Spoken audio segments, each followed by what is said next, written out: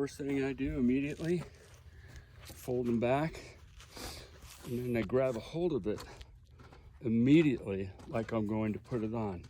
We're doing the left front foot, so I'm going to grab it with my right front foot, and I'm going to pick it up, hold it right here, put it on the toe, and I'm going to push it onto the toe and twist at the same time.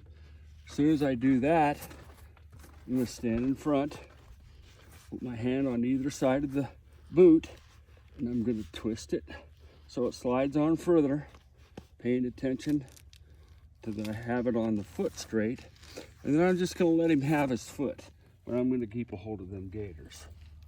So when he puts his foot down, I'm going to tug up on them gaiters.